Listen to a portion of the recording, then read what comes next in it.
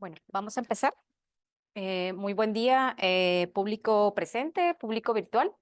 El día de hoy vamos a tener la presentación de caso clínico de inmunología. Agradezco a mi profesora asesor, la doctora en medicina María del Carmen Zárate Hernández.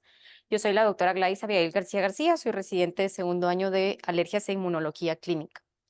Bueno, vamos a iniciar. Vamos a empezar primero con los datos clínicos del paciente. eh, con datos, ficha de identificación con nombre, con las siglas YAAO, de género femenino. Su fecha de nacimiento fue el 10 de febrero de este año. Tiene actualmente un mes, 12 días. Su lugar de nacimiento fue en Guadalupe, Nuevo León, y su fecha de ingreso a cuidados intensivos neonatales fue el 14 de febrero del 2024.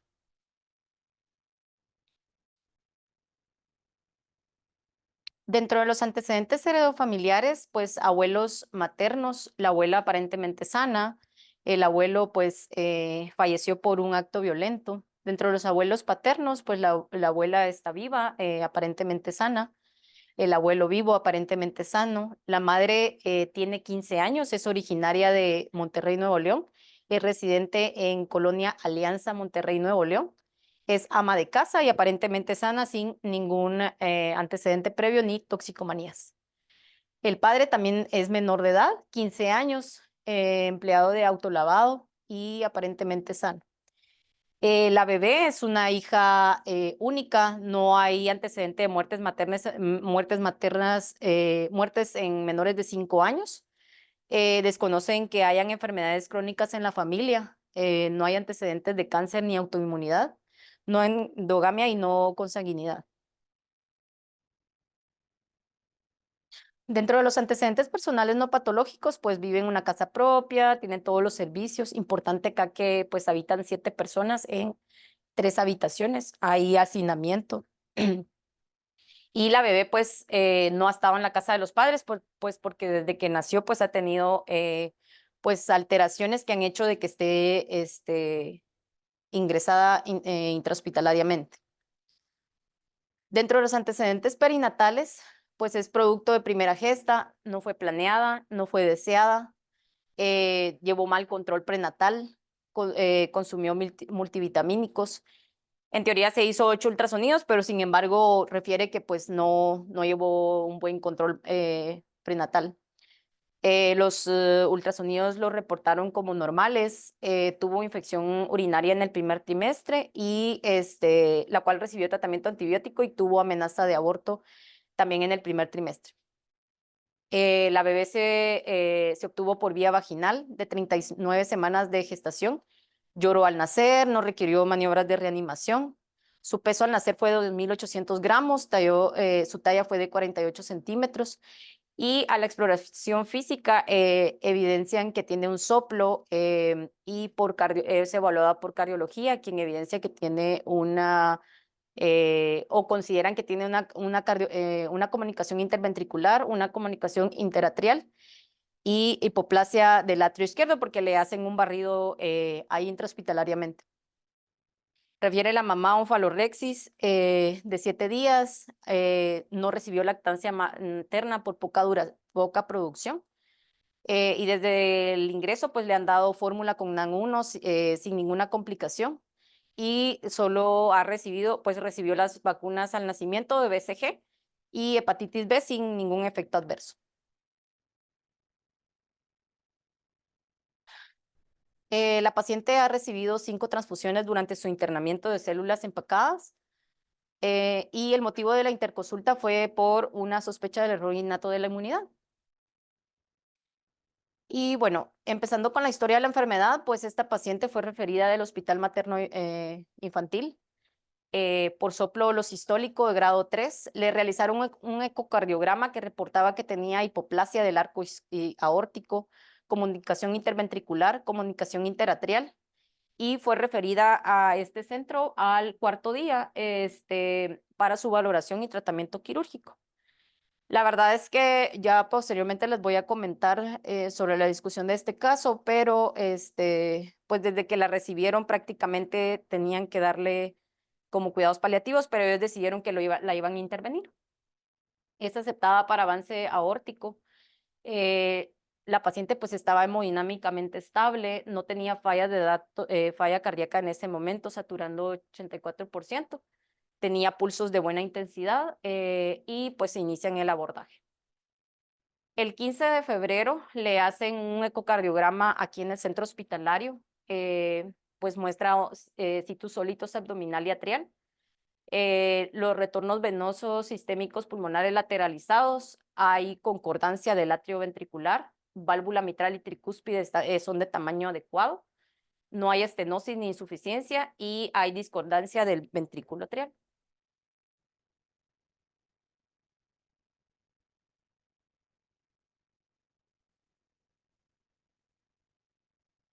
La aorta está anterior y derecha, la válvula aórtica trivalva, el anillo aórtico de 6 milímetros, no hay estenosis ni insuficiencia, con la válvula sin estenosis ni insuficiencia.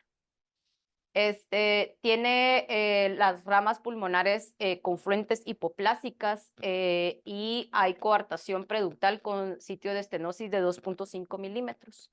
La fracción de eyección es de 75% con defecto septal ventricular perimembranoso. Hay un defecto interatrial de ostium secundum de 9.5 milímetros con un conducto arterioso permeable pequeño.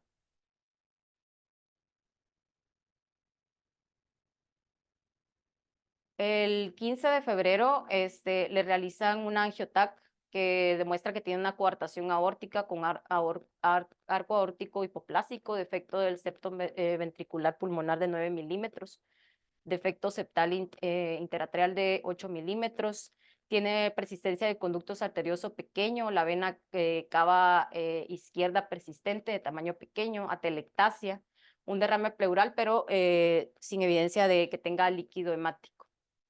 El 19 de febrero le inician cobertura antibiótica con cefotaxima y ampicilina, pero se lo iniciaron como profilaxis. Sin embargo, el día posterior la paciente inicia con picos febriles, por lo que le progresan a cefepime vancomicina.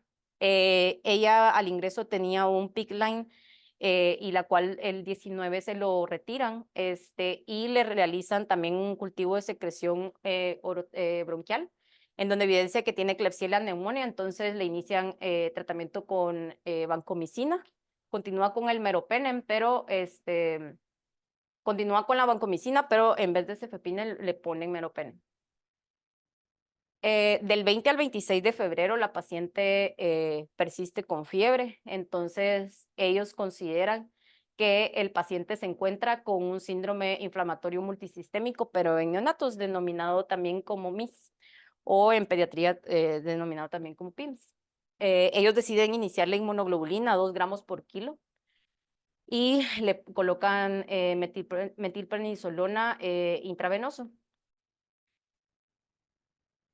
Aquí solo un resumen de los rayos X que le hicieron, las múltiples rayos X que le hicieron de tórax, pero tal vez lo importante de acá es ver pues la cardiomegalia evidente que tiene el paciente, pues prácticamente es una placa pues AP, ¿verdad? Entonces obviamente se va a ver mucho más grande el corazón y el área, pero sí, tal vez lo evidente acá o lo que más nos puede llamar la atención es que pues sí vemos el timo, ¿verdad? Entonces dentro de las patologías que ahorita vamos a discutir, pues van a tener ausencia de timo o ausencia parcial del timo. Vemos la cardiomegalia evidente que tiene. Aquí ya no se ve el derrame pleural que ellos reportaban, tal vez un poco en la parte en la del 15.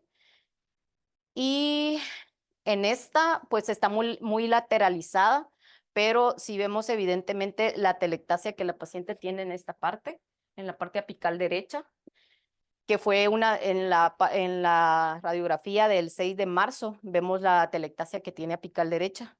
Y esto fue realmente una de las cosas que fue de las complicaciones que fue para poder extubarla. El 1 de marzo la paciente inicia con crisis epiléptica, duró más o menos fue un fin de semana, de sábado a domingo, fue más de 48 horas. Le iniciaron infusión de levetiracetam a 60 miligramos por kilo día y le hacen un un neuromonitoreo en donde evidencian que está en estado epiléptico y le inician infusión de midazolam y topiramato. Ese mismo día le hacen una tomografía de cráneo en donde evidencian que tiene hipodensidades frontoparietales sugestivas de un SB isquémico y que la paciente pues tiene datos de edema cerebral. Y ya el 12 de marzo pues ya le dan datos de que tiene una encefalopatía hipóxica isquémica. Entonces en esta tomografía vemos las áreas isquémicas que tiene la paciente en el área frontoparietal.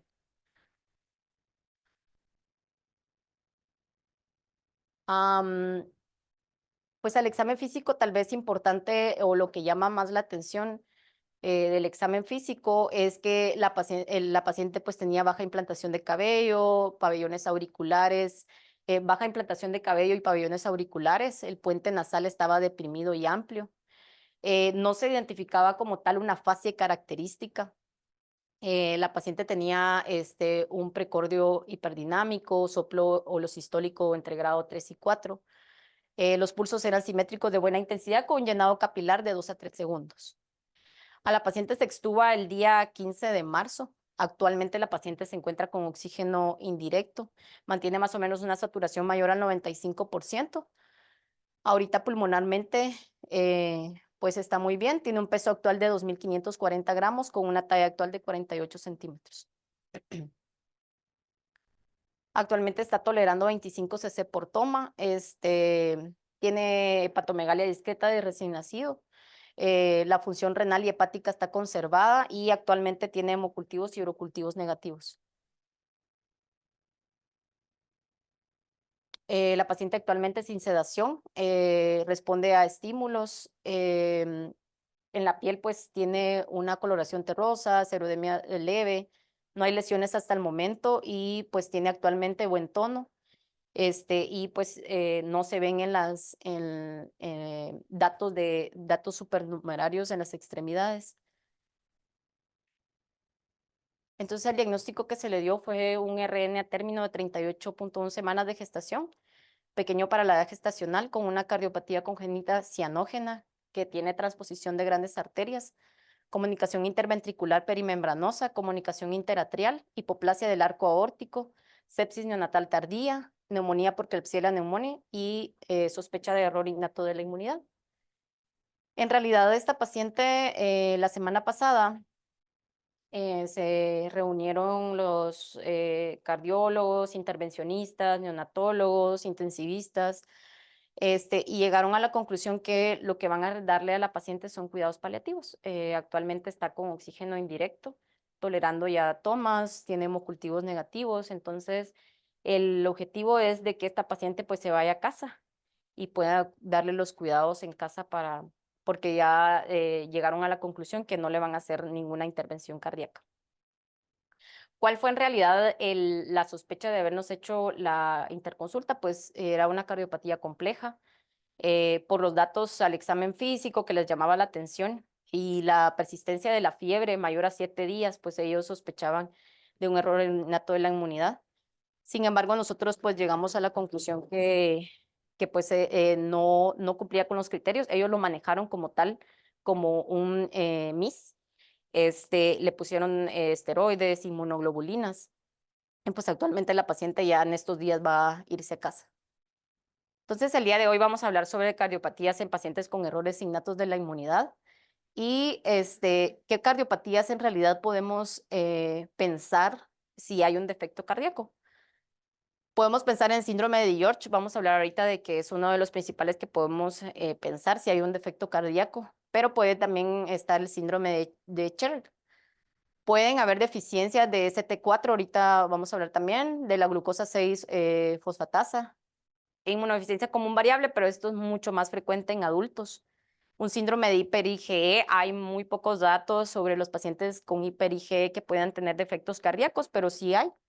El Kabuki y el APDS, que es el síndrome de fosfoinositoina 3 quinasa activada. Entonces, vamos a empezar hablando con el síndrome de DiGeorge. El síndrome de DiGeorge fue o es una lesión en el cromosoma 22q11.2, lo vamos a denominar de ahorita en adelante como 22q11.2DS, por síndrome de George. Fue conocido como síndrome de George, fue descrito por Angelo Di George en 1968.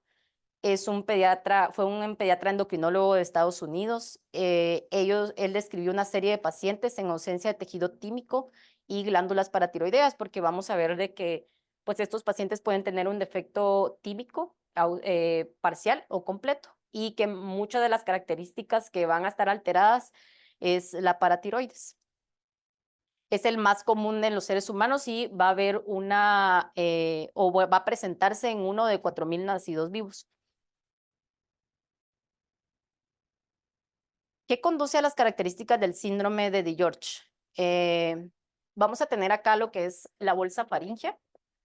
Las bolsas, aquí tenemos el cuarto arco aórtico, el arco aórtico, perdón. En esta parte tenemos el esófago, la aorta dorsal. Entonces, y aquí tenemos la parte de la tráquea. Entonces, lo que va a haber acá es que va a haber un desarrollo anormal de la tercera y cuarta bolsa faríngea, que es esta parte de la bolsa faríngea. Entonces, estos pacientes van a tener anomalías cardíacas. Vemos aquí en esta parte de está la aorta. El hipoparatiroidismo, que es una de las cosas principales que también va a tener el síndrome de George, y puede tener hipoplasia o aplasia tímica, o sea, puede haber timo o puede haber solo fragmentos microscópicos del timo. ¿Qué otros defectos pueden presentarse? Pueden presentarse defectos palatinos, anomalías en la alimentación y deglución, pueden tener alteración neuropsiquiátrica, describen mucho a los pacientes con TDAH, y anomalías renales como hipoplasia renal. El síndrome de George lo que va a tener son recuentos bajos de células T, y esto va a ser secundario a que hay un defecto tímico. El defecto tímico va a ser que haya la ausencia total del timo o que haya una ausencia parcial del timo. Entonces, estos pacientes van a tener principalmente una cardiopatía congénita. Pueden tener hipoparatiroidismo o pueden tener ambos. Estos bebés pueden tener la deleción en el cromosoma 22q11.2 o pueden tener también CHARG. Dentro del 67 y 80% de los pacientes con síndrome de George van a tener inmunodeficiencia, y entre el 10 y 70% de las inmunodeficiencias o de los pacientes con CHARG van a tener una inmunodeficiencia. Entonces, lo más frecuente es que los pacientes con George vayan a tener inmunodeficiencia. Entonces, ¿cómo se clasifica el síndrome de George? Puede clasificarse como completo o parcial. Y esto va a depender mucho de la ausencia total del timo o de que tenga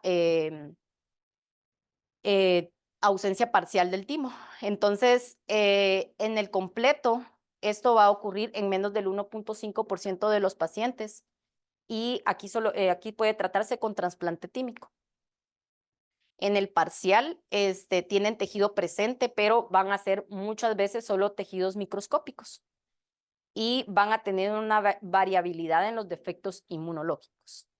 Esta es la terminología actualizada actualmente sobre las categorías del síndrome de George. Puede haber con linfopenia de células T, que puede ser leve o significativa, con atimia congénita, sin linfopenia de células T, o con atimia congénita y desregulación autóloga, antes denominado como síndrome de Omen, antes llamado como DiGeorge completo atípico, que es similar al síndrome de Omen, que el síndrome de Omen pues es una inmunodeficiencia común severa, es autosómica recesiva, y aquí lo que van a ver son mutaciones en los genes activadores de recombinación RAG1 y RAG2. Entonces, esto va a afectar a los niveles de linfocitos T y B, el síndrome de Omen. Entonces, ¿cuál es la base genética de este síndrome? Que va a haber una microdeleción en el cromosoma 22 en el 35 a 90% de los casos. Hay un gen que va a participar en esta base genética, y es el gen TBOX, que es un factor 1 de transcripción. Entonces, esto afecta indirectamente la migración de la cresta neural en el proceso del desarrollo tímico. Entonces, como vimos previamente, cómo era que se afectaba la cresta neural y cómo era que la cresta neural, a la afectación de que iba a hacer es que nos iba a dar los defectos en los tejidos. Entonces, este gen también participa en este síndrome.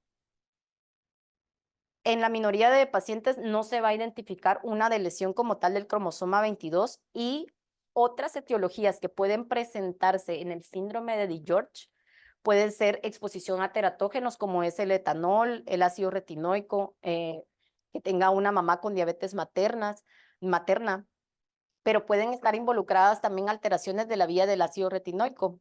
En el caso que den ácido retinoico exógeno o que a la mamá le dé una diabetes pregestacional. La vía de señalización del ácido retinoico va a ser importante en el desarrollo del timo. Y esto va a participar en la regulación del gen TB-Box, que fue lo que previamente describimos, que así como describimos que hay una microdeleción en el cromosoma 22, es en la alteración o la afección en este gen también nos va a predisponer a este síndrome y la vía de señalización del ácido retinoico es el que está involucrado. Entonces, en la mayoría de los casos del síndrome de George parcial, los recuentos de células T van a estar disminuidos. Esta va a ser una disminución de leve a moderada en comparación con los pacientes normales. O sea, los pacientes normales pues van a tener niveles de linfocitos T y los pacientes con síndrome de George van a tener linfocitos T en un recuento leve a moderado. Esta linfopenia o esta disminución de los linfocitos T puede persistir más allá de la infancia y el recuento de células T va a disminuir durante el primer a segundo año de vida. O sea, podemos tener un paciente que le hacemos los niveles de linfocitos T y pueden estar normales. Sin embargo, vamos a notar entre el primer y segundo año de vida que este paciente puede tener linfopenia. Los pacientes con esta lesión van a demostrar una tasa de disminución más lenta en el recuento de células T en comparación con los pacientes con controles sanos.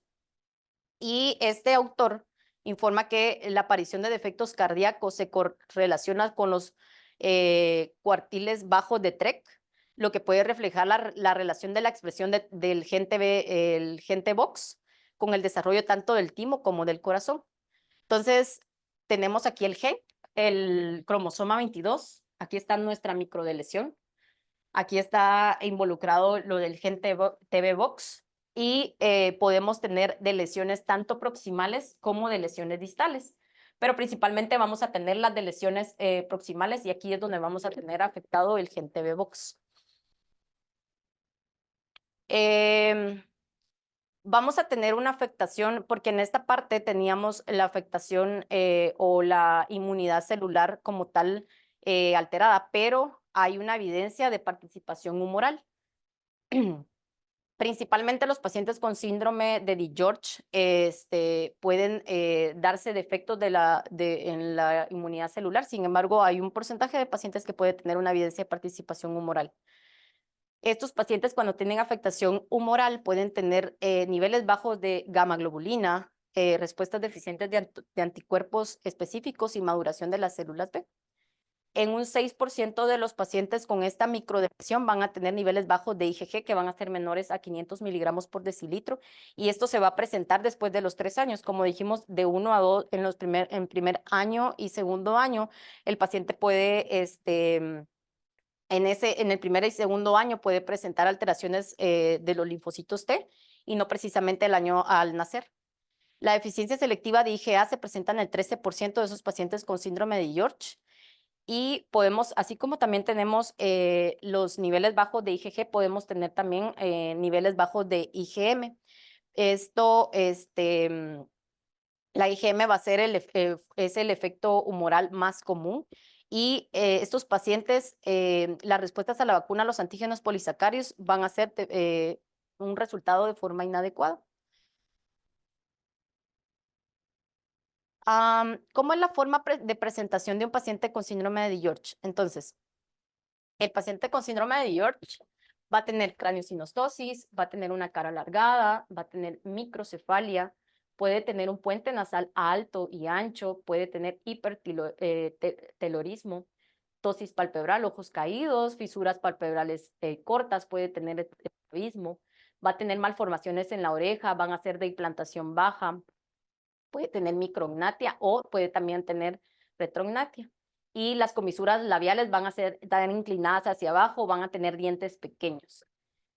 Estas anomalías palatinas se van a presentar entre un 69% de los pacientes con síndrome de George y en un 64% de los pacientes pueden presentar paladar hendido submucoso. Y estos pacientes, cuando tienen el paladar hendido submucoso, pueden tener una voz hipernasal, pueden tener una úvula bífida, un paladar hendido, un paladar y labio hendido. Pero este va a ser muy raro. Estos pacientes pueden presentarse con infecciones recurrentes, como infecciones respiratorias virales, otitis media agudas e infecciones sinopulmonares. Y lo que va a hacer que estos pacientes tengan alteraciones a nivel pulmonares es las alteraciones anatómicas que van a tener del paladar. Entonces, estos pacientes van a estar constantemente con infecciones respiratorias y otitis media. Estos pacientes pueden también presentar broncomalacia, reflujo gastroesofágico, asma, rinitis y pues, las mismas alteraciones anatómicas van a predisponer a las infecciones respiratorias. Estos autores informaron una mortalidad de 4% y la mayoría está relacionada principalmente a los defectos cardíacos complejos que tienen estos pacientes. Este es un ejemplo de un paciente con síndrome de George. Bueno, son dos pacientes, tienen rasgos faciales típicos, las fisuras palpebrales tienen cortas, vemos la raíz nasal cuadrada, con punta bulbosa, prominente, mandíbula pequeña.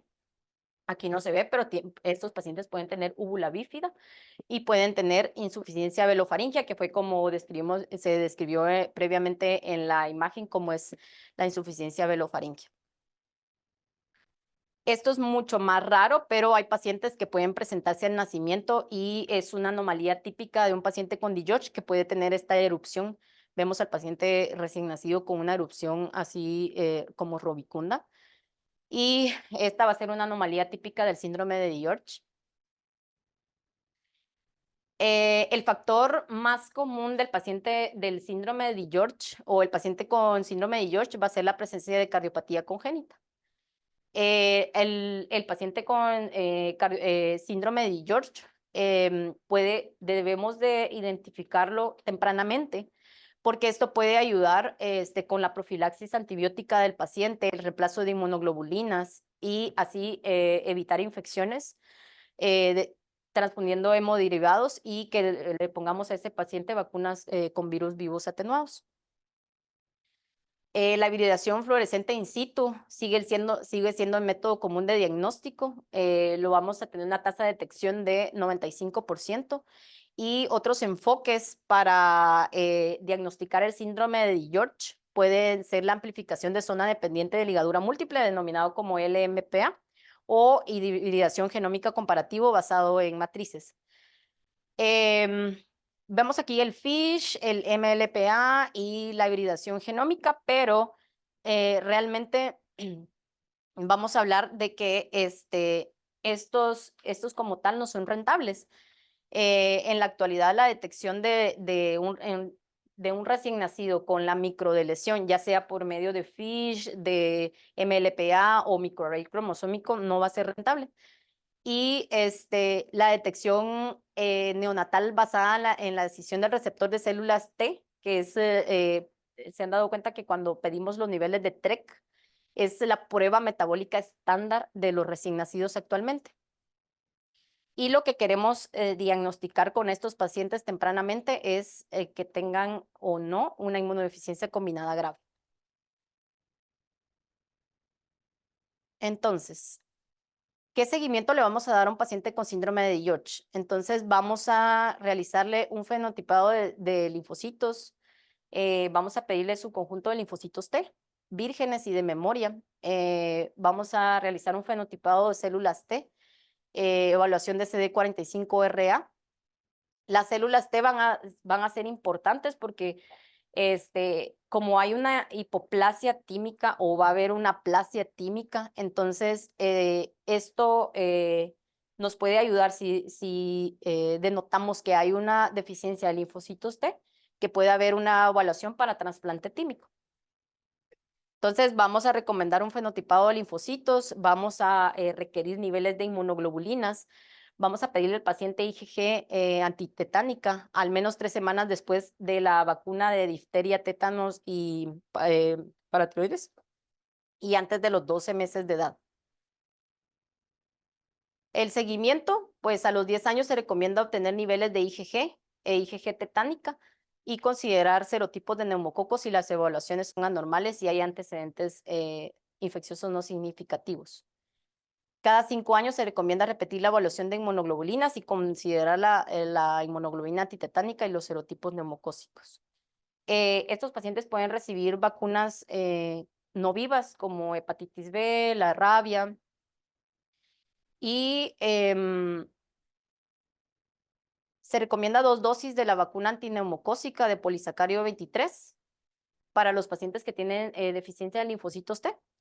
La primera se administra a las 8 semanas después de cualquier vacuna de esta antineumocócica denominada PCV13 y la segunda administrada al menos 5 años después de la primera vacuna antineumocócica. Para mayores de 18 años, la vacuna antineumocócica no está indicada si se ha administrado esta PC20, que es la de antineumocócica.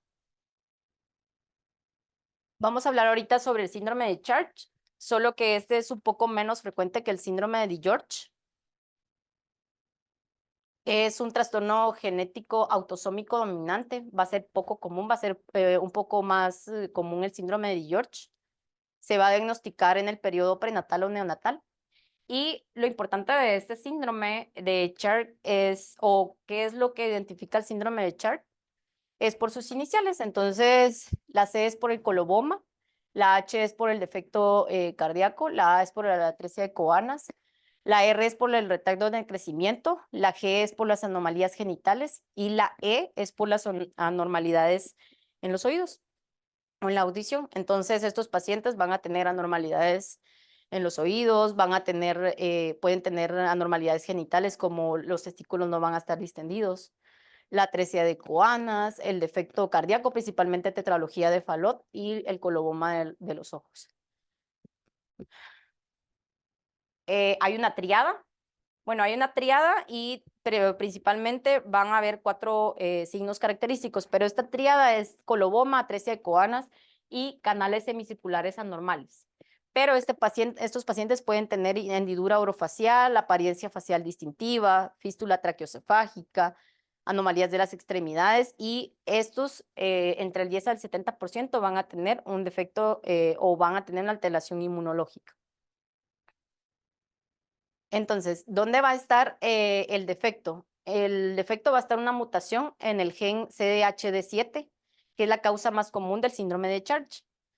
Este se va a heredar de forma autosómica recesiva, pero en raras ocasiones puede darse de forma autosómica dominante.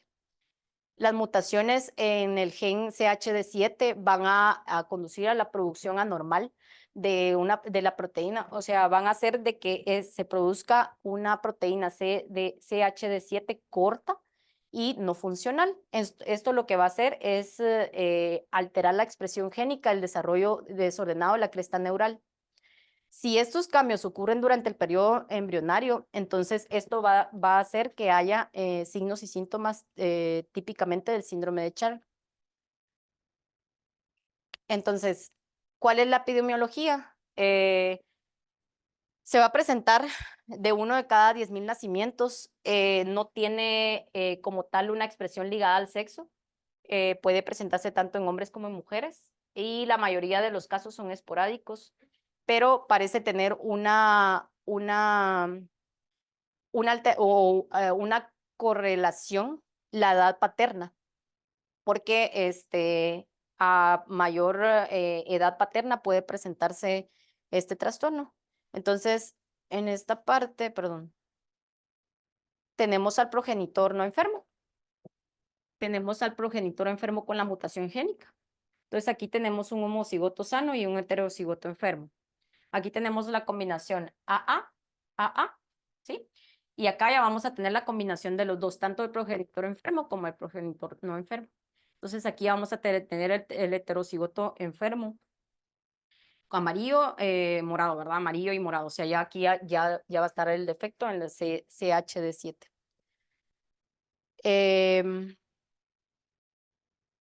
Las células de la cresta neural van a desempeñar un papel esencial en la formación del hueso, del músculo liso, las células endócrinas, las neuronas, la glía y el cartílago.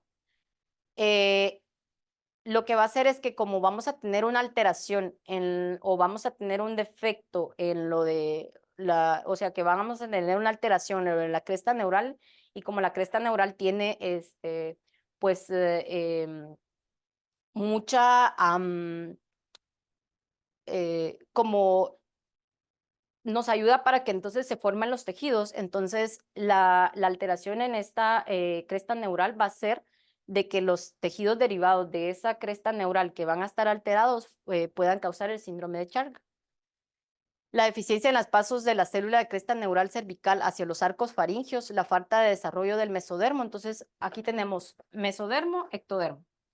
El mesodermo que nos da origen a las células lisas musculares como osteoblastos, adipocitos, condrocitos. Y el ectodermo, los melanocitos, las células de Schwann y las neuronas. Entonces, como aquí tenemos una afectación de las células de la cresta neural, entonces va a haber como tal una afectación en estos tejidos. Y eso nos va a dar la alteración en el síndrome de Charcot. ¿Cuál va a ser el diagnóstico? Estos pacientes van a tener alteración en el hueso temporal y eso van a ser uno de los hallazgos clínicos. Entonces, como les describía, hay una triada, pero principalmente son 4C, que es coloboma, anomalías de los nervios craneales, atresia de Coanas y malformaciones auriculares o que tengan sordera. Hay criterios menores que son defectos cardíacos, el labio paladar hendido, anomalías genitales, que puedan tener que el testículo no esté distendido, hipotonía, anomalías renales, atresia esofágica, crecimiento deficiente con cara típica y manos típicas de lo que es el síndrome de Charcot. Lo que vamos a hacer es un análisis del CHD7 y esto nos va a orientar las variantes patogénicas en un 65 a 70% de los casos. El tratamiento. Si es un paciente que tiene persistencia del conducto arterioso o flujo sanguíneo pulmonar limitado, pues le vamos a dar prostaglandinas.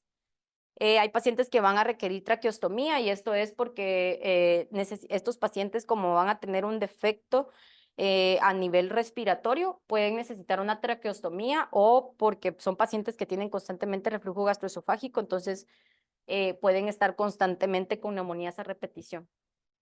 Van a tener alteraciones en la alimentación, por lo que van a necesitar sondas de yeyunostomía o gastrostomía.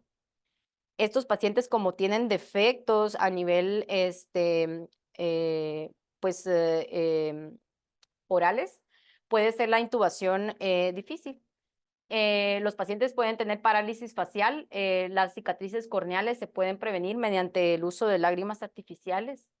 Deben utilizarse audífonos lo más pronto posible para que haya una pérdida auditiva total. Y debe de colocarse implantes cocleares en pacientes que tienen síndrome de Charcot por la parte del coloboma. Los niños con síndrome con Charcot pueden recibir un implante coclear y se le puede enseñar al paciente con el lenguaje de señas. Se le da terapia con esteroides sexuales como estos pacientes tienen defectos genitales, como no están distendidos los testículos, entonces se le da terapia con esteroides. La testosterona se le da a los pacientes para pubertad masculina incompleta o retraso durante la adolescencia, y las mujeres deben recibir reemplazo hormonal. El uso de reemplazo de hormonas sexuales puede prevenir la osteoporosis. Debemos evaluar el paladar hendido y debemos de hacer corrección quirúrgica y debemos evaluar si está íntegro el par facial, el par craneal 7, que es el facial. Entonces acá les puse unos ejemplos de patologías o cuáles son las patologías cardíacas que los pacientes pueden tener dependiendo del síndrome que se presente. Entonces, en el síndrome de DiGeorge, el paciente puede tener un defecto del septo ventricular, pero principalmente va a tener una tetralogía de Fallot. Puede tener un arco aórtico interrumpido. Un paciente con síndrome de DiGeorge también puede tener tetralogía de Fallot, defecto atrial septal, ductus arterioso persistente o un anillo vascular. Los pacientes con deficiencia de ST4 pueden tener comunicación interventricular, foramen ovar permeable, insuficiencia de válvula tricúspide.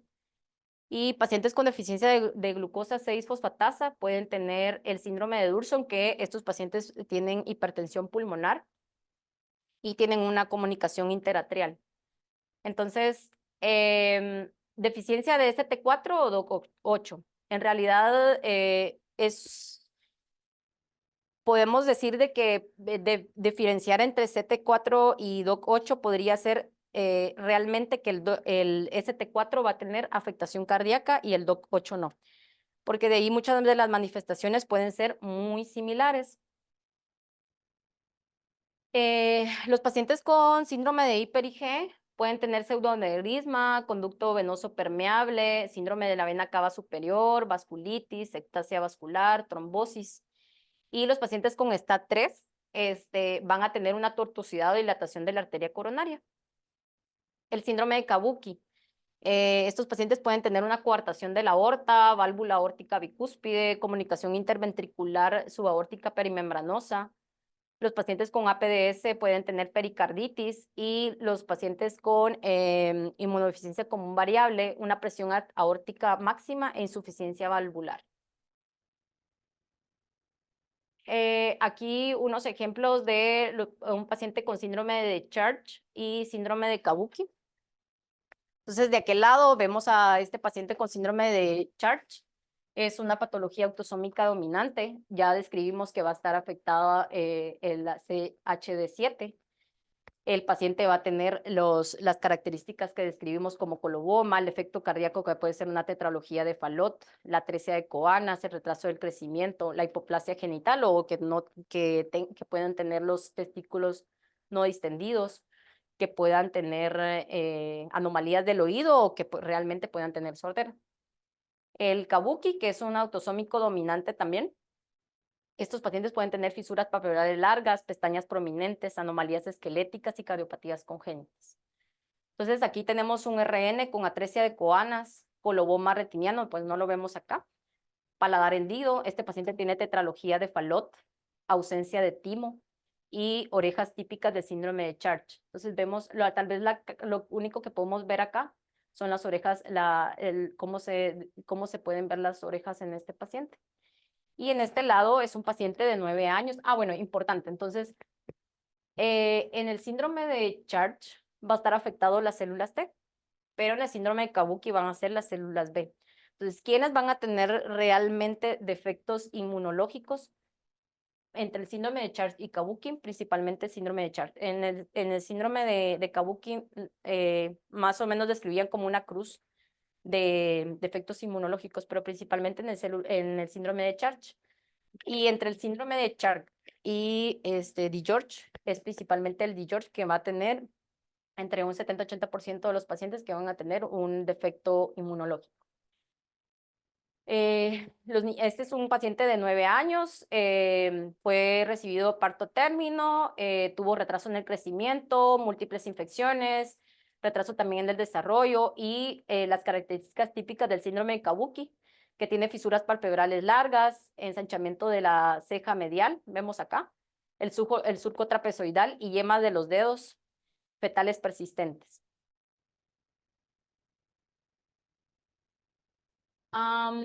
Este es porque, como les comenté, es un poco, no es tan frecuente que un paciente con hiper-IgE pueda tener un defecto cardíaco.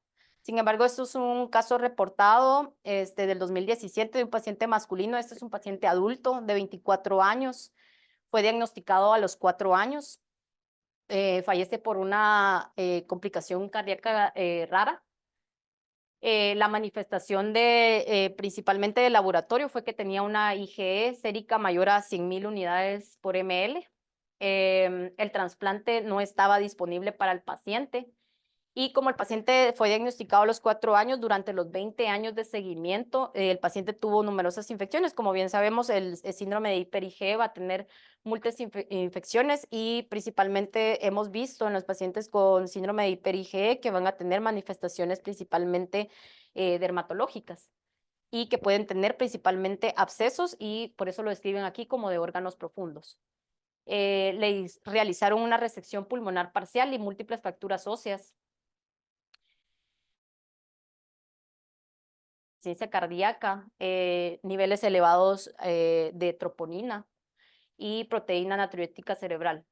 Lo que reportó el ecocardiograma fue una hipocinesia del ventrículo izquierdo con una fracción de eyección del 20 al 25%.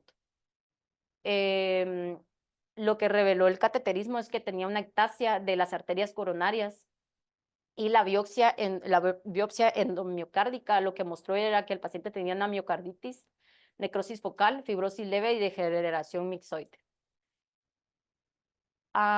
Este es otro caso que fue publicado en el 2022, neutropenia congénita de tipo 4. En realidad, esta tampoco lo puse dentro de los cuadros donde puse todas las enfermedades que pueden presentarse con anomalías cardíacas, pero dentro de uno de los artículos revisados también se presentaba la neutropenia congénita de tipo 4, pero es bastante infrecuente que puedan tener un defecto cardíaco. Sin embargo, aquí este reporte de caso del 2022, este paciente tenía neutrófilos inferiores a 0.5.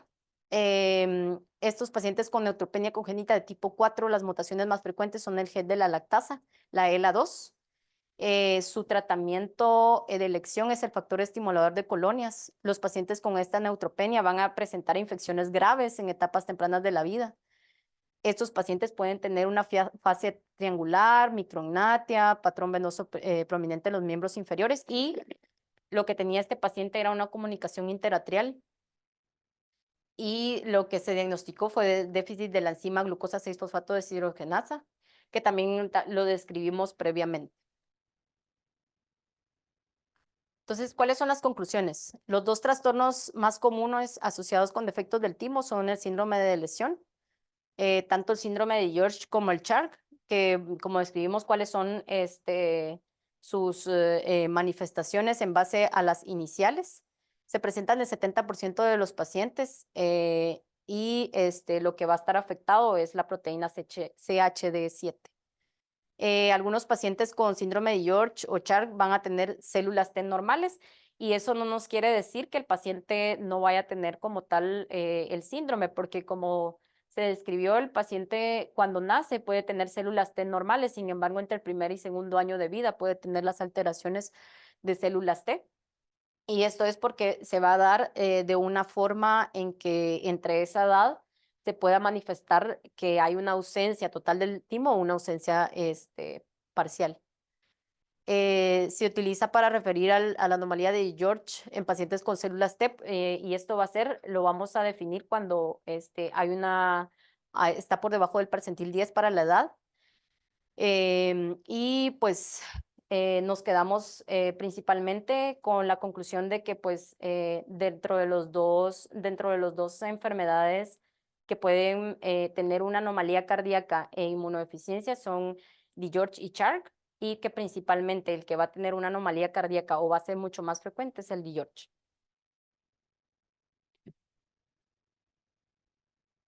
Muchas gracias.